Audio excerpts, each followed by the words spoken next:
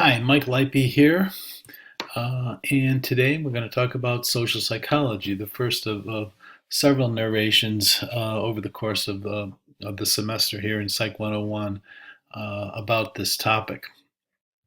So, social psychology is the scientific study of how people think about, influence, and relate to one another.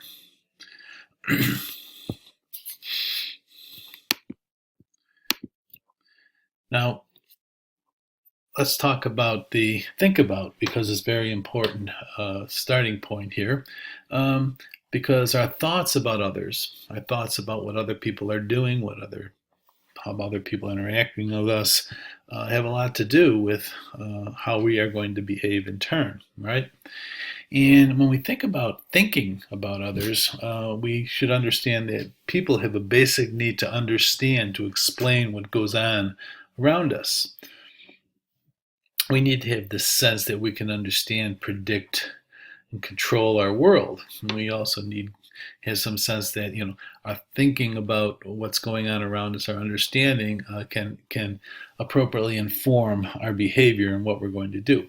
Without this kind of understanding, we would have a sense of helplessness and lack of direction. It would not be a good psychological state to be in.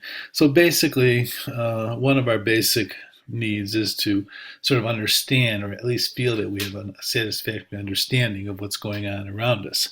So we look for causes.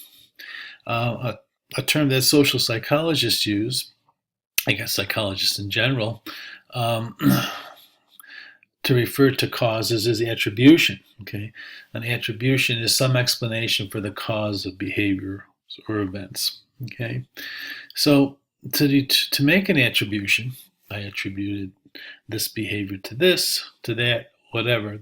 We make an attribution. To determine the cause of a behavior, we first must decide fundamentally whether the behavior comes from, let's say we're observing someone's behavior. We need to decide, is that behavior due to something about the person or internal to the person, a personal quality, an attitude that the person may have, in which case we would make an internal or a dispositional, something about the person's disposition, an internal cause, or we might see the cause as outside the person and therefore make an external attribution, such as something about the situation, something about the circumstances the person was in caused the person to behave that way. Perhaps a nice starting point is to think about Hurricane Katrina, which many of you may be a little bit young to remember very well, but this is a massive hurricane that happened in New Orleans in 2005. It created a lot of destruction, a lot of injury, a lot of death. And it was a big crisis. People had a hard time getting out of the city. Warnings weren't sufficient. Ability to move out was difficult. There were all kinds of reasons for this. There was a lack of appropriate government response to rescue and warning and things like that. There were all kinds of reasons, but let's look at the reasons for what happened in Katrina, which was many people were killed or injured by Katrina. So if you ask the question, why did this happen? Okay, why did this event happen? What are the causes? Okay, why were so many people killed or injured by Hurricane Katrina? Now, one possibility you might make is that, well, there was very little public transportation. Okay, it was a situation, it was a circumstance in which it was very difficult to escape this horrible storm that just came on suddenly and hit as massively as it did. So you'd make a situational attribution. Well, people couldn't get out of the way. Okay, there was little public transportation. People were trapped. Okay. Alternatively, you might say, well, many residents didn't evacuate. Okay, they just didn't. They had the chance and they didn't. Something about them. Okay, caused that to happen. Okay. Now, generally, it turns out situational attributions tend to be more accurate. Dispositional attributions um, often are made when we should be making situational attributions. And when we make a dispositional attribution and mistakenly, when we're seeing blame or cause in the person or the people as opposed to their circumstances, and under people sometimes commit what's known as the fundamental attribution error. At the resident, so for example, oh well, the reason that these residents did not evacuate, okay, is that they're foolish people. They really should have planned ahead. They should have evacuated on time. They're sort of responsible for this. Uh, and that might have been true in some cases here, but for the most part, attributing everything to the disposition of the actors in this situation, the people who were victimized, would be an example of making the fundamental attribution error of not of ignoring the situation. But for this slide, the important thing to get is the distinction between a dispositional and a situational attribution. We're going to get to this very important concept more in just a moment.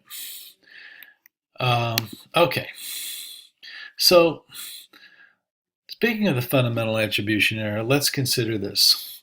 I noticed the new guy tripping and stumbling as he walked in. How clumsy can you be? Does he never watch where he's going? Okay, so this is the behavior observed was this stumbling, this poor guy coming into the classroom, tripping and stumbling as he walked in, and your attribution is that, oh, that person's just clumsy. So you can see it's a dispositional attribution. Okay. Well, there could be an error with this. So for example, the next day, you come in and you notice, oh, you sort of trip a little bit and say, hey, they need to fix this rug. I tripped out the way in. Okay. You missed that situational cause when you rushed to judgment about the clumsiness of the person. And not everyone tripped. Well, not everyone had a test that day and their cell phone was buzzing. Okay. So, all of this might be situational that you missed when we go back to our earlier observation and sort of lay the cause of the person on the person's clumsiness. That would be an example of the fundamental attribution error. When we go too far in assuming that a person's behavior is caused by their personality. We think a behavior demonstrates a trait, and so we tend to overemphasize, fill in the blank, dispositional attributions are internal, and underestimate situational or external attributions. This is actually a nice example because a classic example of fundamental attribution error was the conclusion that former President Gerald Ford, who was president after Richard Nixon resigned, for a few years in the 70s, okay, got a reputation for being like a really clumsy guy. There were he had a couple of episodes when he tripped when he was on a stage. In another case, he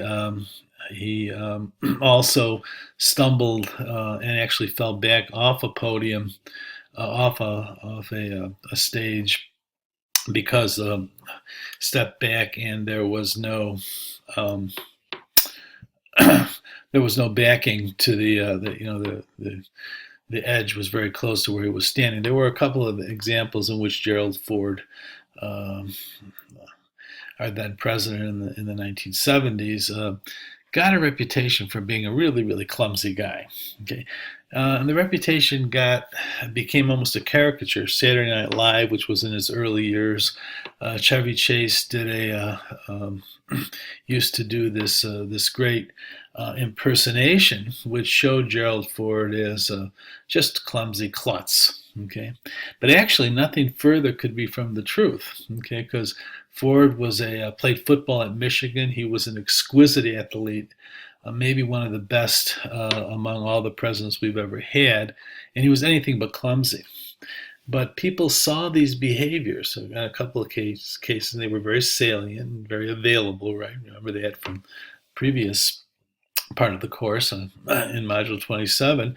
And so they made the attribution that, oh, he's clumsy. They made a dispositional attribution. They should have, ignoring the situations that had been responsible for the apparently clumsy behavior. Okay, so let's talk more about the fundamental attribution. This is a very important concept in psychology. So the tendency to overestimate the role of personal factors and overlook the impact of situations when explaining other people's behaviors. So in other words, to repeat what we saw in the previous slide, we tend to misjudge the cause of others' behavior and attribute it to internal dispositional factors rather than external situational ones. So one good example that shows up in the Myers and DeWall text is a Williams College study. Okay, when in the study participants interact with a woman and act very friendly toward in some instances and very kind of unfriendly in other instances. Okay, this woman was an accomplice of the experimenter and was paid actually to, depending on the condition of the study, to either act friendly or unfriendly. Okay, and then after they interact with the unsuspecting students, students are asked to rate her in terms of friendliness. Okay, so basically, when a woman acted friendly, they were rated as friendly later. When the woman acted unfriendly, they were rated as unfriendly. Okay, later. Okay, that's not so surprising, except that in some cases they were told before their rating that she was just obeying instructions, that it was part of a role she had been paid to take. Okay, even under those circumstances, there was a difference between the individuals who interacted with the person acting friendly and those who interacted with the woman acting unfriendly. The disposition they couldn't get past this dispositional attribution, okay, based on her behavior, that it was something about her as opposed to the fact that she was simply being paid for her role. Okay, there's been a lot of studies that have demonstrated a similar thing. Okay, now here is a classic study that I'm going to try to explain that gives a really nice example of the fundamental attribution error. This is the famous college quiz bowl study. So in this experiment, so bear with me here, participants, participants come in groups of 3. They're complete strangers to one another. They show up and for the experiment, and the experimenter says, okay, we're going to basically simulate a TV quiz show type of thing where someone's going to, we're going to have a questioner who's going to ask questions, and we're going to have a contestant who's going to try to answer the questions. And then we're going to have an audience, and that's going to be the third person who's going to be the observer. Okay, and we're going to draw straws and for who gets to be who. Okay, and so they actually randomly assign, okay, the people to either the role of the questioner. We flip a coin, we draw a straw. Okay, Joe, you're going to be The questioner, okay, draw another straw. Oh, okay, Jack, you're going to be the contestant. And the third person, um, let's call him Tony, you're going to be the observer. So what I want the questioner, Joe, to do is you need to go, and we're going to set you up in a room. We want you to think up. Your task is going to be to think up, maybe 20 questions that you know the answer to that you'll ask the contestant. So go do that. Okay. Meantime, the contestant, the observer, basically they just hang around, do some other tasks while they wait. Okay. Then the little show begins. Questioner comes back. Experimenter says, "Hey, are you ready to ask your questions?" Okay, you take your spot in the Alex Trebek position as the game show host. Okay, the contestant takes a seat. The questioner, please begin, and the observer basically sits in an audience spot, and the questioner begins to ask his questions, his or her questions. In this case, it was Joe, a male. So he asked these questions, okay, and the contestant tries to answer them. Now the contestant does a terrible job, okay, in session after session, okay, because the questioner made up the questions. So there are things that are part of the questioner's knowledge, okay. They could be idiosyncratic to the questioner, and they're just, but there were questions that came out of the questioner's mind, okay, not the contestant. So the contestant is hit with these questions, okay, and doesn't answer very many of them accurately, okay. Generally, performance is pretty bad. It's kind of a rigged situation, okay? The questioner's questions, the contestant might not know anything about this particular field or areas from wherever the question is coming from. So we see pretty bad performance, okay? So when the whole session is done, the questioner, the contestant, and the observer all are asked to rate the questioner and the contestant on various dimensions, including how much general knowledge they seem to have. Okay, how would you rate the general knowledge level of the questioner and of the contestant? Okay. Now, let's look at the results, which are depicted here. When I posted them before I even described the study. So here we see the observer's ratings. Okay, the observer rates the questioner as having a lot more general knowledge than does he or she rate the contestant. Okay, you can see the vast difference here. Okay, much higher ratings given to the questioner in terms of general knowledge compared to the contestant. Okay, well, there's really no basis for this kind of decision, because really the only basis for knowing anything about the general knowledge for either one is this whole quiz game that they were playing with the questions, and that was rigged in favor of the questioner. Okay, but the behavior, the poor performance of the contestant, okay, and the apparent knowledgeability, they know all the answers to these questions, okay, of the questioner is a very compelling, and people commit the fundamental attribution error.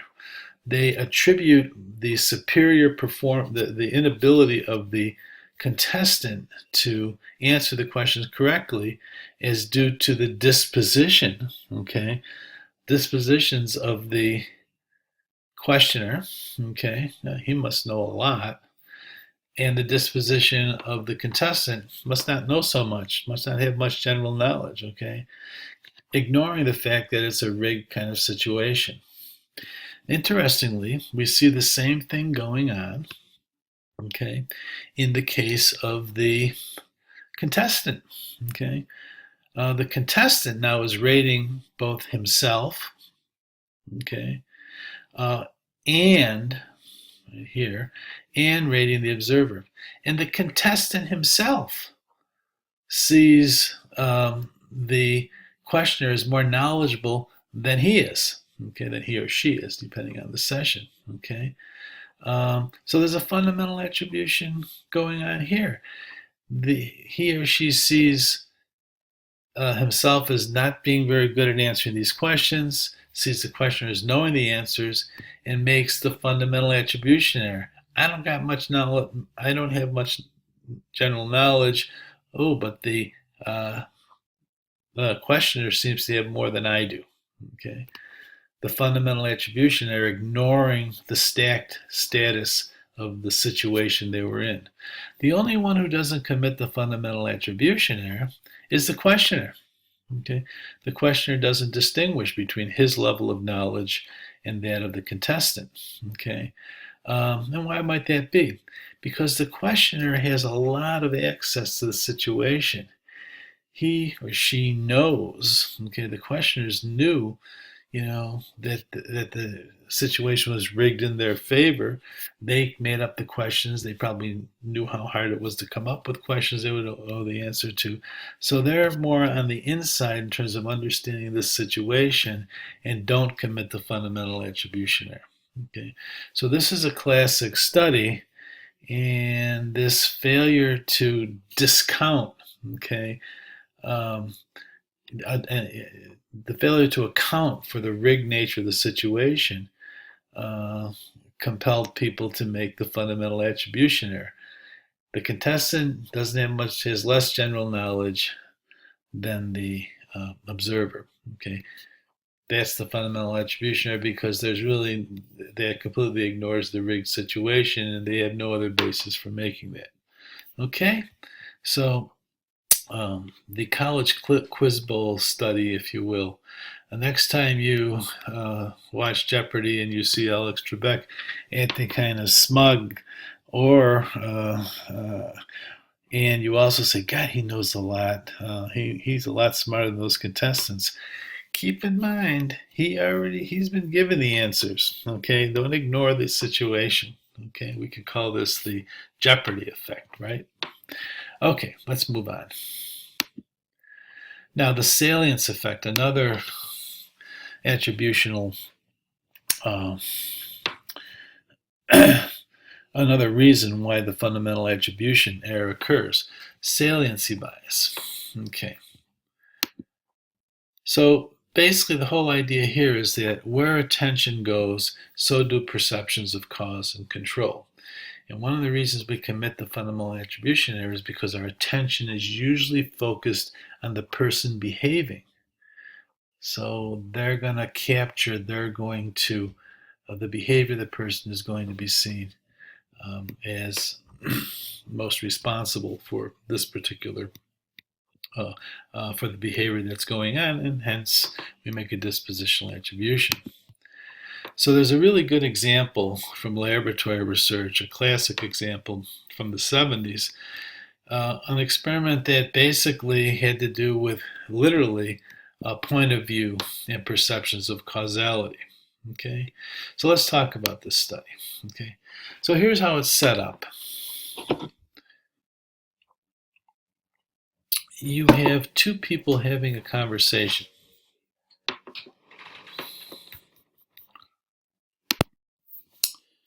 So we have two people conversing, okay? Person A, person B. They're making small talk. And actually, it's a pre-arranged, pre-developed conversation between A and B, who are both accomplices of the experimenter. And they've been trained to have this conversation. And they talk about, what's going on at school, social life, classes, things like that. And basically, they contribute about equally to the conversation. Okay? The real participants are these three observers. Okay? And in any given session, the three observers are assigned randomly either to watch the situation from,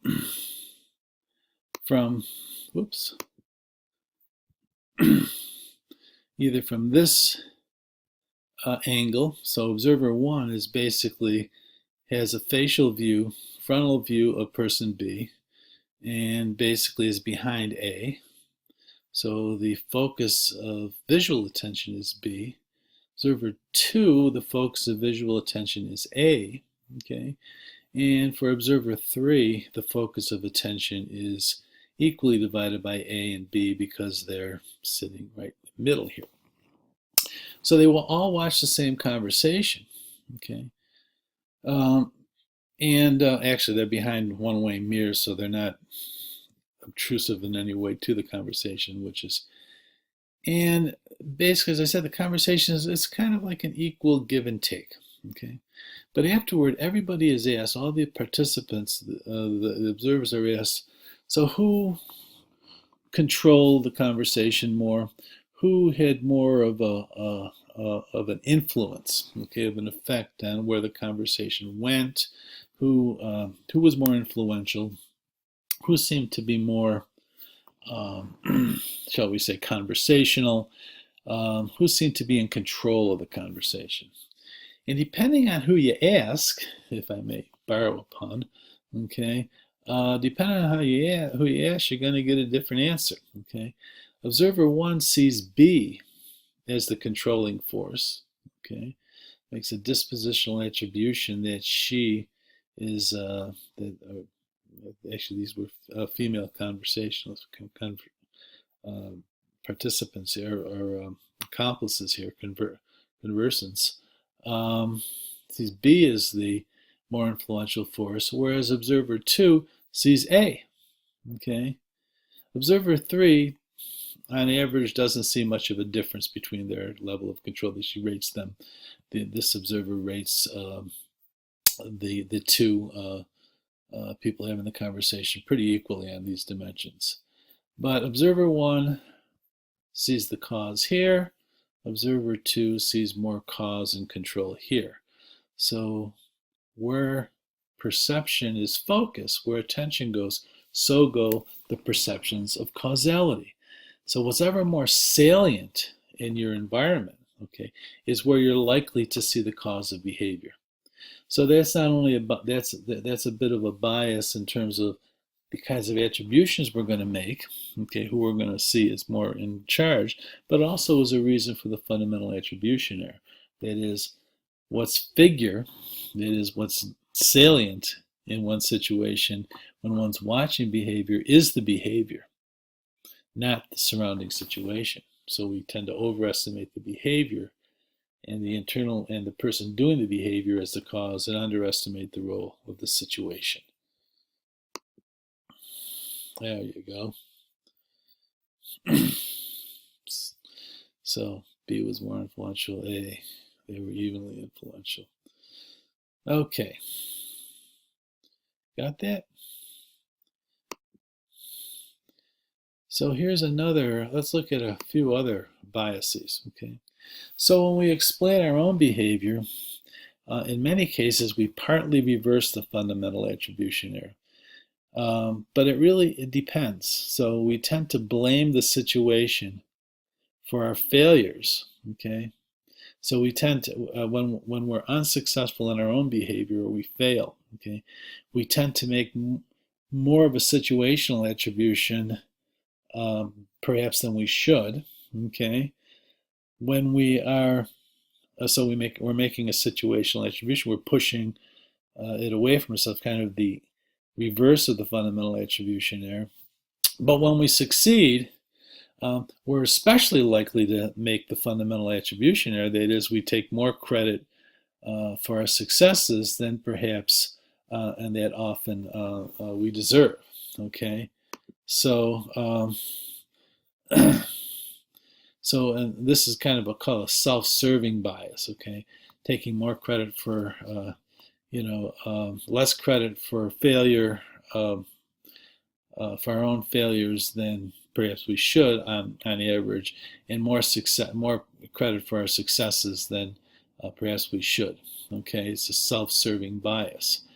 Now this happens not just out of selfishness. Okay, and in part, I guess it is selfish, but it helps us to sustain self-esteem, okay, which is an important quality to have, okay. So it's, as we're going to see in other aspects of the course, um, you know, a way of maintaining a high self-esteem, a high opinion of ourselves, which is functional in many ways, is to commit this self-serving bias. Okay, but it also is the case that the self-serving bias that we just noticed happens whenever we take the perspective of the actor in a situation. Okay, so when we take when we're compelled to empathize or to take the perspective of the actor, okay, we tend to it sort of damps down the fundamental attribution error, and we tend to see more of this, not only for our own behavior, but for the behavior of others that we are for whom we are taking a perspective. And an interesting and important why perspective taking can be important in terms of understanding how people are perceiving situations. Okay, but remember the college quiz bowl game. Even with ourselves, we commit the fundamental attribution error. Even when we fail, okay, to some extent, we can commit the fundamental attribution error. The contestants saw themselves as less knowledgeable than the questioner, even though they shouldn't have.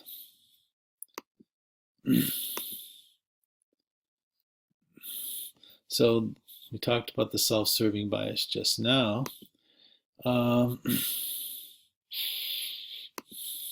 Another self-serving attribution is the belief in a just world. This belief that we carry around with us that people get what they deserve. It's built into us. Okay. For example, blaming victims, which is making an internal attribution, right? We see a person's been victimized. We see them as the cause, okay, as opposed to maybe their situation, okay. Well, why is that self-serving? Why is this belief in a just world that, well, that the person, something bad happened to the person, it must somehow be their fault to some extent, okay? Well, it's self-serving because this is kind of a built-in thing that helps protect us from the conclusion that bad things can happen to good people. If we don't make that attribution, we're reluctant to make it because when we make that, it puts us in a vulnerable position. It's basically saying, hey, bad stuff could happen to me no matter what I do. Okay? Now, of course, rationally we know that that can happen, but to carry that around and have a strong belief in it, okay, and to see lots of examples of it is not good for our sense of well-being and our sense of self-esteem. Okay, so in part we have this belief in a just world. People get what they deserve as a self-protective device that keeps us from from being consumed by this ugly conclusion that I just mentioned right here about bad things can happen to good people. Okay. Now, if you think that this is pretty academic and not particularly relevant to life in general, think again. Let's just take one example. You see someone who is in dirty clothes and is asking for money. What do we assume is the cause of the person's behavior? Is the person too lazy or incompetent to get a job? Dispositional attribution? Or is it possible the person lost their home due to medical bills and now is unable to get in a condition to compete for scarce jobs? Okay, so are we going to make a dispositional attribution or situational one? Okay, the inclination is to make the dispositional attribution. Okay, again, that protects us in the belief in the just world idea. It's more likely given our tendency to make the fundamental attribution error in general, but it also has some consequences for our behavior, right? We're we're likely to, or less likely to give money under these circumstances. The number one, dispositional attribution, okay, versus number two, the situational one, okay, and it may have lots to do with how we feel about social welfare and things like that. But let's see. But there are various kinds of situations that may, in fact, alter this. Would your assumptions change if the person were drunk or spoke articulately? Okay. When we have these kind of things that would kind of maybe either endorse or fly in the face of a dispositional attribution, it may change our opinions a little bit. So, again, what solutions and policies make sense if you make the first attribution in general versus if you make the second attribution? Okay, again, the social welfare and political kinds of policy implications of a simple attributional question can get pretty profound. Okay, let's push on. So now I want to talk about another A term. We talked about attributions. Let's talk about attitudes. Attitudes, the evaluative disposition toward a particular object. Okay, that's what an attitude is.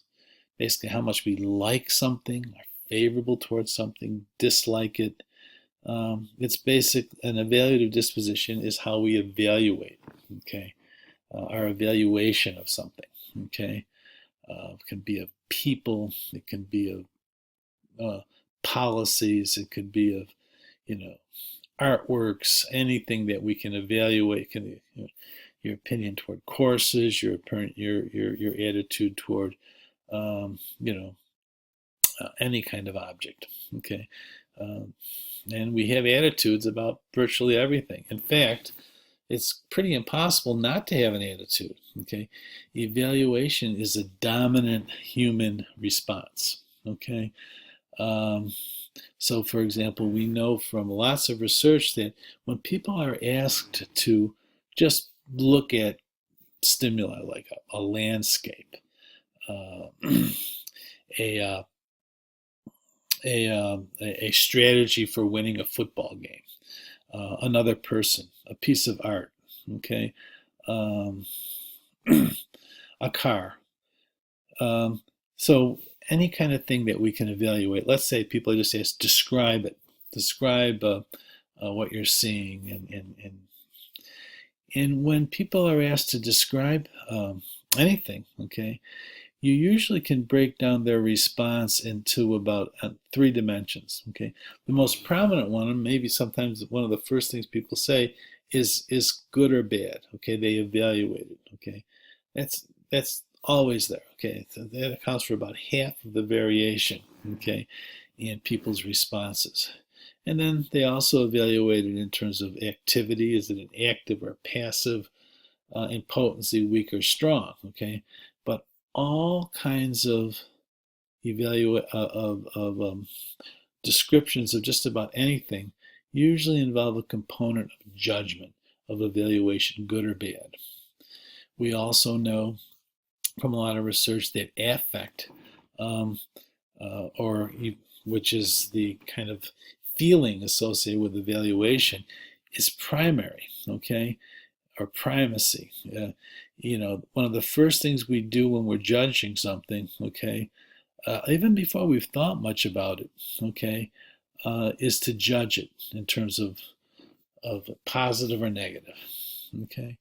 And then there's the power of first impressions, okay. We all know about that. Your first impression is so important, okay. Why? Because the first impression usually involves some gut judgment, okay, of whether you like something or don't like it, okay.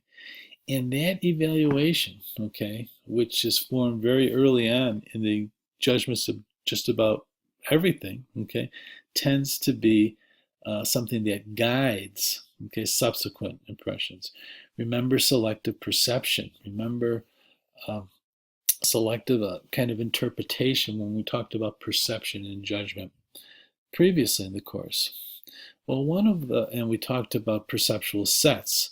Evaluation is a big one, okay?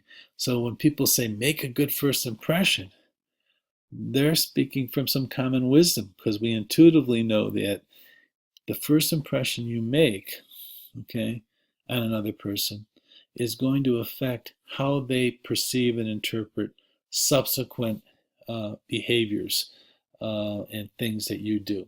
Okay, so evaluation or attitudes they serve as frameworks that guide uh, how we process and interpret subsequent information about the stimulus, okay, or the person, okay, that we're judging.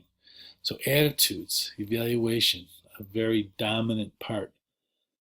It's really hard to look at anything without making a judgment. We're very judgmental, okay? Okay, and that's kind of built in. Uh, we can understand it from an evolutionary perspective, right? I mean, survival was probably pretty much related to, being able to form quick judgments. That's going to kill me. Okay, this I can eat. This I can't. Okay, watch out for the cliff. Okay, judging, making a good bad approach, approach or avoid judgment was is a very functional thing to do, and you got to do it quickly. Okay. Um, uh, and that would be kind of an evolutionary take on why attitudes are so quickly formed and so influential. Okay, so I'm not going to spend much time on persuasion at this point. This is how um, persuasion has to do when you're presenting information to another, trying to convince them. So where we're talking about how our thoughts, okay, our thinking can affect our attitudes, okay, and read about it in the textbook about the idea that when people are exposed to persuasive messages, they can either take sort of a central route and really carefully analyze what's being presented and make a decision on that basis, okay, or more commonly, because we don't have time to analyze everything, we look for things like um, how the message making easily formed associations, giving us cues as to whether it's probably right or not, like is the person an expert or not. So um, people can either very rationally evaluate information in order to form an attitude, or they can take kind of the lazier peripheral route to persuasion. Okay, um, and this tends to be the dominant thing simply because we don't have time to process all the countless information we have. But I'm going to leave that to the textbook and let you read a little bit more about that, because what I want, and here's another, you can look at this slide as well, which I'm going to post these, give you a little bit of more on that. Okay. But so how do attitudes influence action? Okay. Well, our attitudes affect our actions.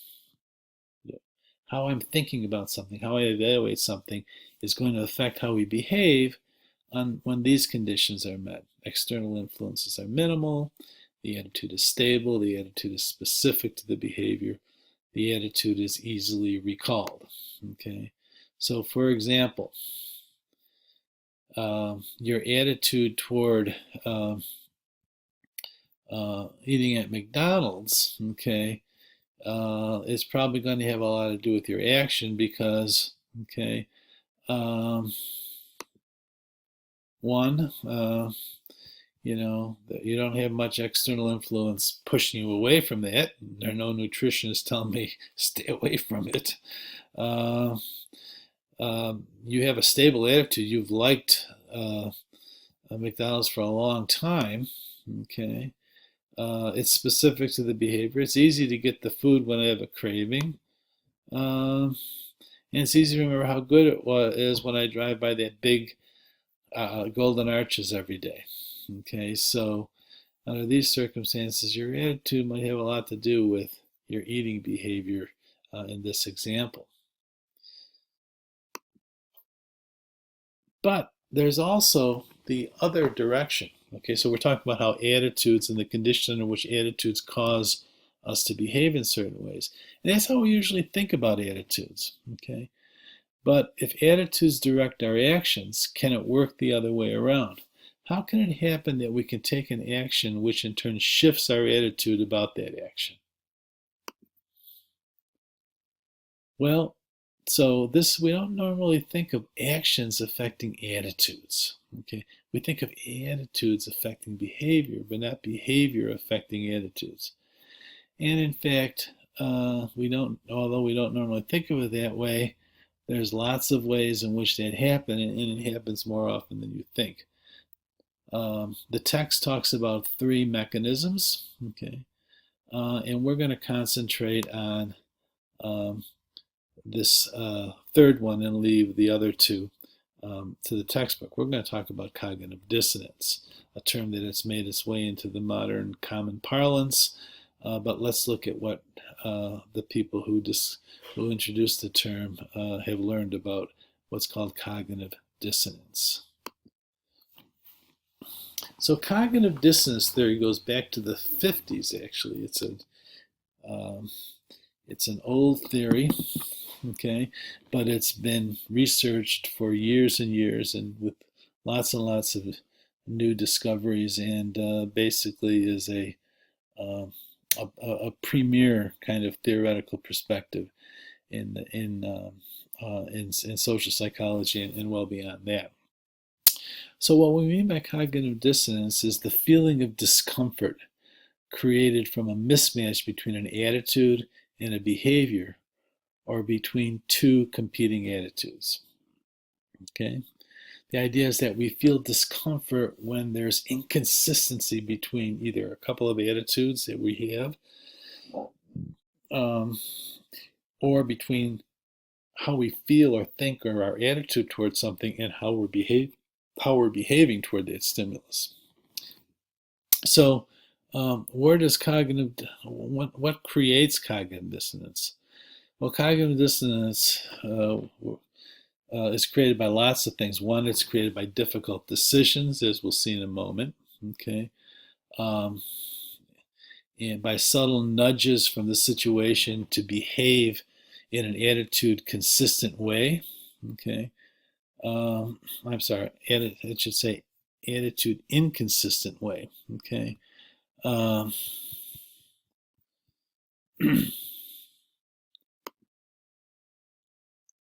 I am going to change that right now,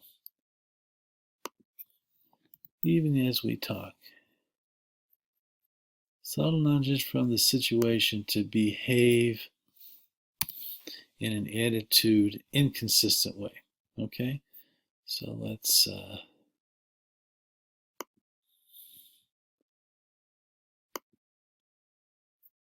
yeah, subtle nudges from the situation to behave in an attitude inconsistent way. We'll see about that in just a second. And expending lots of effort for some modest outcome. So let's look at a couple of examples, emphasizing the first two. Okay, but first let's look briefly at this idea that of cognitive dissonance. So people are motivated to maintain consistency. Okay, and when there are inconsistencies, okay, it creates a strong sense of discomfort, tension. People feel uncomfortable. Okay, um, with inconsistency. That's what we call cognitive dissonance. And to reduce this tension or this dissonance, this inconsistency, it's almost like a basic kind of motivational force like hunger. Okay, to reduce this tension or dissonance, we become motivated to change our original attitude or the behavior, or to somehow recreate, resolve the inconsistency and move into a consistent state. Okay, so here's a good example of what we call post-decisional dissonance. Now let me back up from this before I get to this slide, tell you about what we mean by post-decisional dissonance. So when we have decisions to make, we normally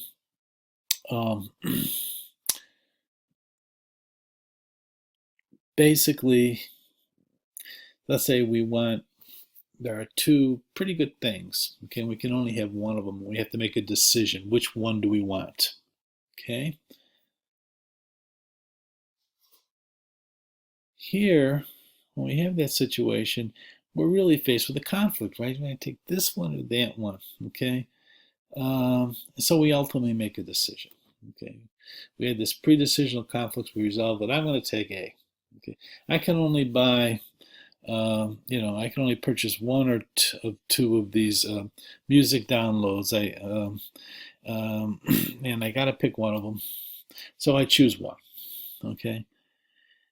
So you might think, okay, I made my decision, I'm through with it, but you're not.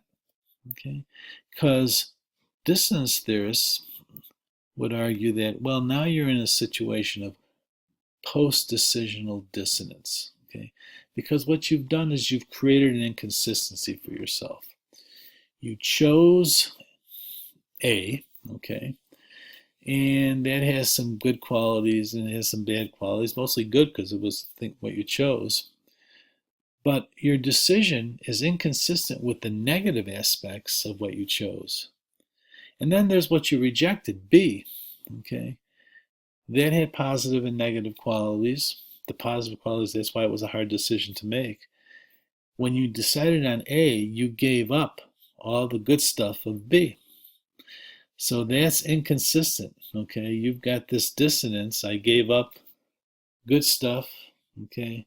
I ended up with something that has some bad stuff. So how do we resolve that inconsistency, this post-decisional dissonance, this buyer's regret, if you will, okay?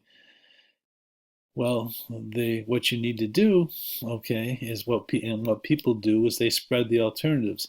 They downplay the good stuff of what they rejected, and they upplay or emphasize how good, okay, the good qualities of what they chose. So what happens is that before a decision, you might rate the products very, very similar. But after you make the decision, the tendency is to rate what you chose even higher and to kind of downgrade your rating of what you rejected. That's post-decisional distance reduction.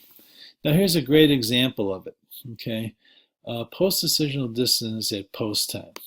So in this particular study, the researchers went to a racetrack and they watched and they randomly chose people who were waiting at the betting line, at the betting window, okay, in line, and they asked people while they were in line to indicate, so what horse are you going to bet on? What are you thinking of betting on? Okay, and this guy, this horse, okay. And so the question is, how good is your horse's chance to win? Okay. In other cases, they took people after they had made their bet, committed to that decision, okay, and asked them to, they asked them the same question, okay, you bet on that horse, how good is your horse's chance to win? Okay, so you got people waiting to bet, they haven't made their final decision yet, and people who have already made the decision and are stuck with it, being asked the same question. And there's a 7-point scale. And here's the scale. Now, if you look at the people who are waiting in line, the average rating they gave on this scale was about 3.5. So the pre-bet people, okay, saw their horses only having kind of like, a middling chance to win. They were going to bet on it, but they're not 100%. They're not that confident in it. What about the people who had already made their bet? Big difference. They're almost a 5 on the 7-point scale. So the only thing that differed was these guys had not yet made the final decision. These guys had, okay? And you can see how their confidence in their horse, okay, what they chose, okay, was higher now. They had to justify that bet, okay? They had to justify their decision, and so they played up their horse's chances. as a way of reducing the dissonance of, hey, I just invested money, okay, in this horse. There were other options. I chose this one. I got to, and to own it, to feel good about it, you had to reduce your dissonance and say, yeah, it's got a really good chance to win. Okay. Now, the final thing to talk about here is attitude discrepant behavior. Okay, so this goes back to Leon Festinger's, who was the founder of dissonance theory back in the 50s, original study, cognitive dissonance study. Um,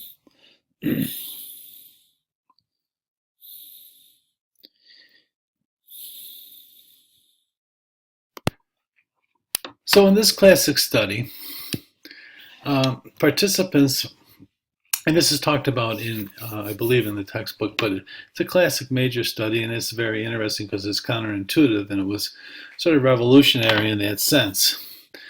So the participants show up, and they engage in really, really boring tasks. They had to turn pegs on a pegboard for so much time, and they had to like transcribe a series of letters and words from vertical lines to horizontal lines. There's all kinds of very boring tasks. They're told this is part of a kind of a perceptual motor skills study. So they engage in the study individually, and afterward, the experimenter says, well, thank you for participating. Okay, and in one condition, they're told, you know, this is really a study about expectations. Okay, and the next participant is supposed to believe and expect the experiment to be very interesting and enjoyable. We usually have someone there that helps us in to set up this expectation, tell the next subject that it's going to be a fun, interesting experiment to do. Okay, couldn't be here. And I'm wondering if you might do that since you just participated yourself. And if you can go tell the next subject who's waiting in the waiting room that this is a very fun and interesting experiment, I'll give you $1. Okay, we can give you $1 for that, just for your time for doing that for us. Okay. In another case, they're told same spiel, but they're told if you'll tell the next participant that the task was very enjoyable and fun, we can give you $20 to put you sort of on retainer for the future. So we can give you $20 if you can do this. And so everybody agrees to do it. Okay. It's you're in an experiment. Okay. You don't kind of realize, but you're going to comply with this because, the experimenter is asking you to do it. No big deal. Okay. So everybody agrees to do it. Okay. Whether they're offered $1 or $20. Okay. Afterward, they're asked to rate. Okay. Now that you've done that, thank you. They go and they tell the next experiment, the subject, that the task was fun and enjoyable, and in fact it was horribly boring and uninteresting. When they're done with that, the experimenter says, well, thank you. Now we'd like to get your own opinions about the study itself. So that the participants are asked to rate how enjoyable and interesting they found the task. What would participants say? Okay. Who would have the more positive attitude about it? Now, when I ask this of face-to-face classes, most people say, oh, the person that was paid $20. Okay, they're going to have a more positive attitude. After all, they're being, what a reward. Okay, but as it turns out, that's wrong. Okay, here are the results. Those paid $1, they experience. Well, let's look at the results first. This is the ratings of the task enjoyment after they've told their little lie. Okay, those in the control group, you can see that this was like a 28-point scale, 4 different scales of 7. They're way down there at 5. Okay, if they were paid $20, not much difference. If they were paid $1, they're on the likable side of the scale. They rate the task as being very enjoyable. Their attitude toward the task is much more positive.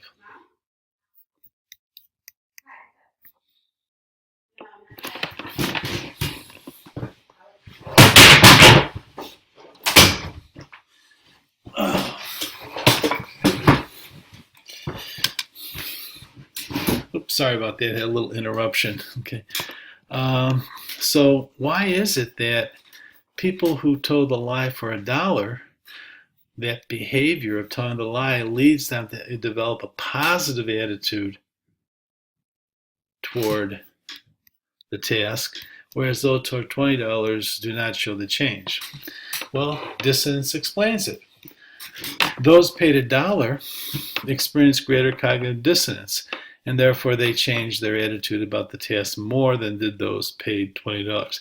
Why did they experience more cognitive dissonance? Well, knowing that you got paid $20, that's a third cognition. That is kind of sufficient justification for the discrepancy or for the inconsistency between these two cognitions. The inconsistent cognitions are: the task was boring. I said it was enjoyable and interesting. You see the dissonance there? But if you said you got $20 for saying it was enjoyable, that's a third cognition that kind of renders this inconsistency not so bad, okay, because you've got sufficient justification. Hey, for $20, okay, that's the reason, I said what I said, okay. I can still continue to believe that the task was boring, okay. You get $20. The task was boring. I said it was enjoyable and interesting. I got paid $20. I got paid $1. You can see that's not much of a justification. So that doesn't allow people to reduce their dissonance. So what are they going to do? They can't take back the behavior. They said it was enjoyable and interesting. They told their fellow student this, okay? They can't take that back, but they can change their attitude. Actually, it was kind of an interesting task, and that renders the dissonance reduced, and we have action leading to a change in attitude, okay, owing to cognitive dissonance. Get it? Okay. So now, here's another study from my own archives of research, okay. So this is a study that illustrates another principle, illustrates this attitude discrepant behavior and cognitive dissonance kind of effect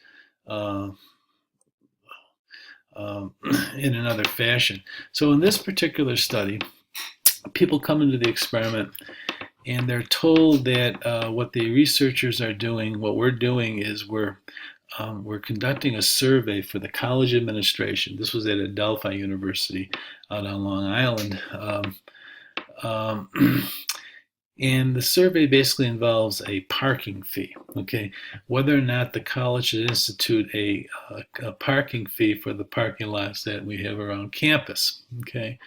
Now the university is studying the possibility of having a $50 a semester parking fee for students, okay?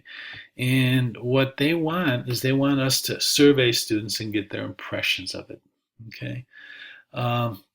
So basically, what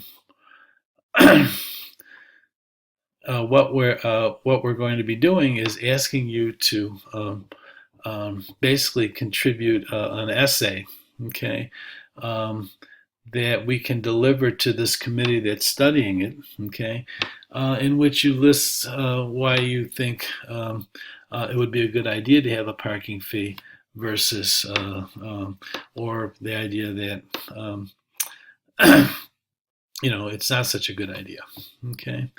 So if you look at this scale to begin with, okay,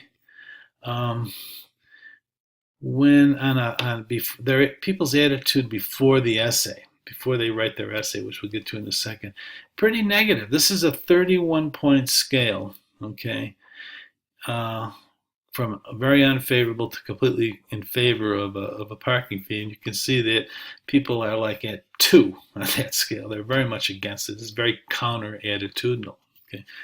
Who wants to pay money to park when you've been doing it for free, okay? But what people are told is that, okay, so we'd like you to, we're collecting thoughts and ideas from students, and we'd like you to write an essay, okay, relevant to this issue of parking fee.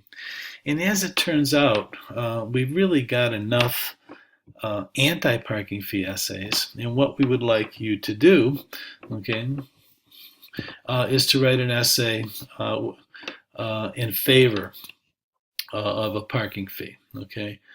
And in the low choice condition, people said, yeah, so we've got enough anti-parking fee essays, so we've assigned you to write a pro-parking fee essay. So take the next 10 minutes, here's some paper and pencil to write an essay in favor of a parking fee, okay?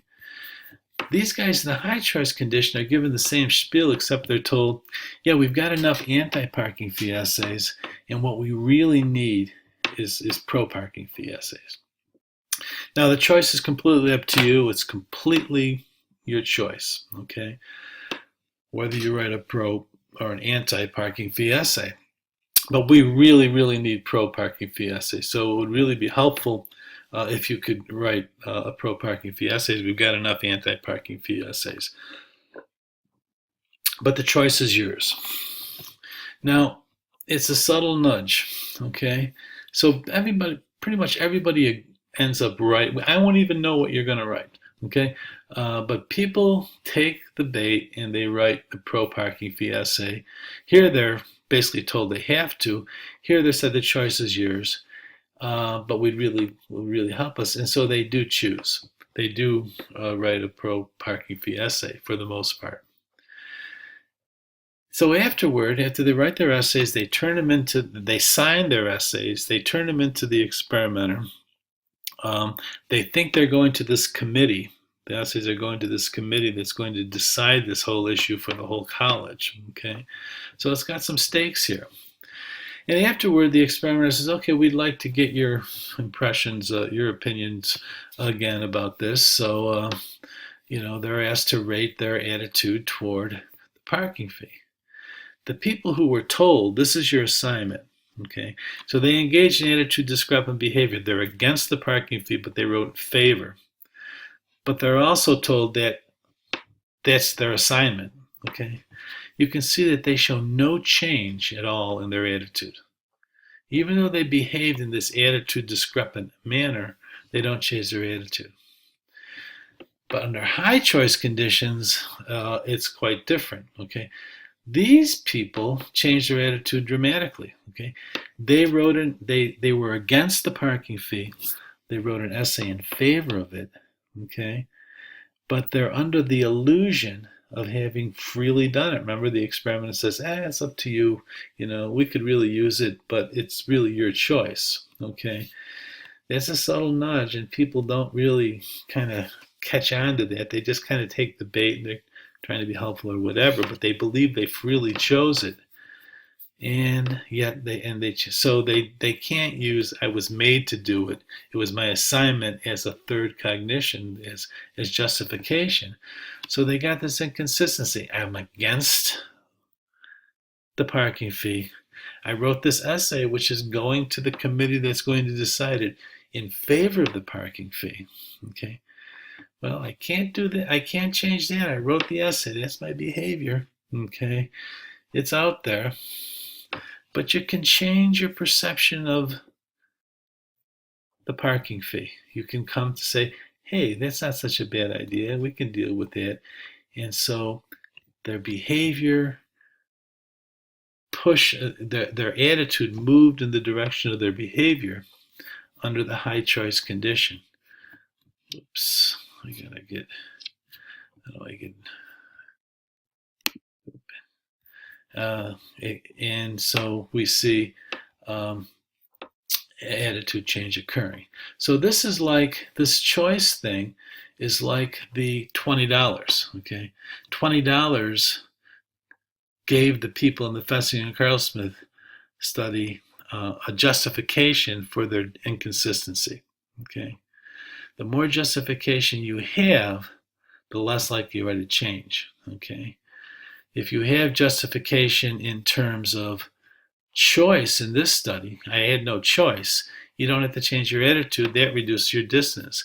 But if you don't have the justification, if there's insufficient justification, okay, then you have no recourse, really, psychologically. There's going to be pressure to reduce that distance by changing one of the discrepant cognitions. In this case, you have to change your attitude.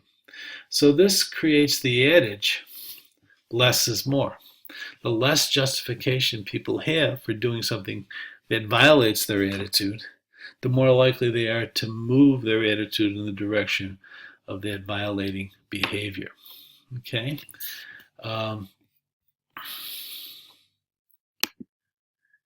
And oops, what happened here? There we go. Oops, we got to get to the end. Oh boy, I accidentally went. We'll just push right through this. Whoops. There we go. Should have done that in the first place. Another thing we did in that study was we measured people's physiological arousal in terms of what's called the galvanic skin response, which is basically the degree to which we get palmar sweat, which is suggestive of autonomic nervous system or sympathetic nervous system arousal. Okay, and we were measuring it throughout a whole series of tasks. Okay, and including this one. And what happened was, after people wrote their essay, basically contradicting their essay, they showed this spike in arousal, okay, under the high choice condition, but not under the low choice condition, which is very consistent with the idea that Leon Festinger originally came up with, was that actually dissonance is physiologically, it's uncomfortable. It's psychologically uncomfortable, and we can actually measure that in terms of the arousal it creates. And this is evidence that when people are in a state of dissonance, they're in this uncomfortable kind of tension state. Okay, so read more about dissonance. It's a fascinating idea and concept, and it explains lots and lots of things. The whole idea is that we have a hard time dealing with inconsistency, and when we don't have sufficient justification for our inconsistencies, there's a tendency to shall we say, you got to change one of those cognitions, and usually the behavior is hard to change, but you can always sort of move your attitude in that direction. And you might say, well, how often do I behave inconsistently? Well, the answer is we behave inconsistently all the time. The situation nudges us in subtle ways in certain directions, right? And we react, okay, and we might not be reflecting on our attitude, okay? So there's lots of times you do things that you don't really believe, okay? You don't really have an attitude that fits it, but you're complying with some sort of situational demand, okay, on you, okay? And we're going to see more about those situational demands as we proceed in our discussion of social psychology in the next week or so. Okay, enough. That was a long lecture. I hope that I will put these up as slides as well, that you can then have the slides to refer to. But I hope that you've gotten something out of this. Okay, take care.